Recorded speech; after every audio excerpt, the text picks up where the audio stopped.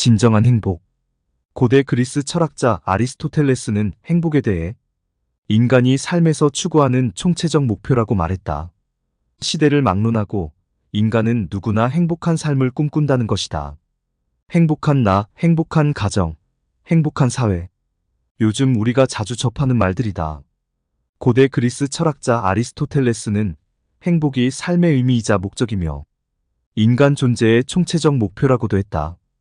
이에 따르면 행복을 개인과 가정, 사회가 이루고자 하는 목표로 삼기에 합당해 보인다. 그런데 행복이 삶의 목표라면 최소한 행복이란 말이 무엇을 뜻하는지 생각해 볼 필요는 있지 않을까? 또 행복이라는 말이 유행처럼 번지고 있으니 나도 행복을 찾아야 한다는 강박에 빠져 사는 건 아닌지도 돌아볼 필요가 있을 것 같다. 행복은 무엇인가? 국어사전에 따르면 행복에는 두 가지 뜻이 있다. 하나는 복된 좋은 운수이고 다른 하나는 생활에서 충분한 만족과 기쁨을 느끼어 흐뭇함 또는 그러한 상태이다. 사실 행복이란 말은 예전부터 동아시아에 있던 단어가 아니다. 해피나 해피니스를 일본인들이 행복으로 번역하면서부터 사용되기 시작해 19세기 말 조선으로 들어온 거다. 서양에서의 원 단어는 일이 일어나는 것과 행운을 동시에 뜻한다. 행운이 일어나면 행복에 이른다는 것이다. 이는 국어사전의 첫 번째 뜻과 관련이 있다. 어원을 고려하면 행복은 행운 없이는 불가능하다. 우리의 노력이 곧 행복으로 이어지지 않는 이유이기도 하다. 다만 국어사전에선 생활에서 충분한 만족감과 기쁨을 느끼는 것도 행복이라고 정의한다. 만족감과 기쁨은 감정의 영역이기에 행복은 주관적이다. 최근 자리 잡은 소확행, 하지만 확실한 행복이란 말도 정서적, 주관적 행복을 의미한다. 문제는 감정과 정서가 늘 변한다는 데 있다. 그래서 행복은 지속되기 어렵다. 행복을 일상에서 찾는다 해도 늘 행복하다고 느끼지 못하는 이유가 여기에 있다. 그러면 충분한 만족감과 기쁨의 의미에 대해 조금 더 생각해보자. 만족감과 기쁨은 어떤 사건들이 연속된 결과이다.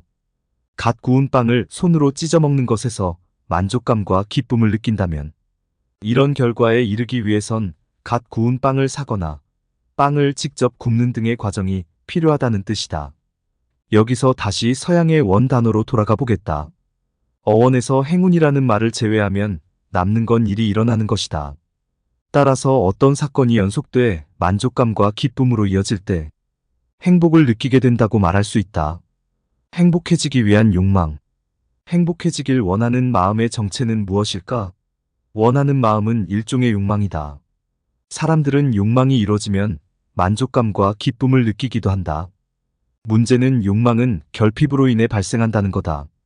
예를 들어 행복을 위해 돈을 원하는 사람은 돈의 결핍이 불행의 원인이라고 여기는 것이다. 그런데 욕망은 주관적인 것처럼 보이지만 실제로는 사회적으로 학습된다.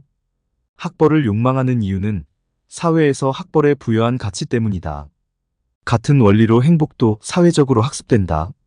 소셜 네트워크 서비스가 이 시대의 행복한 모습이 무엇인지 학습하게 되는 중요한 경로 중 하나인 것도 이 때문이다.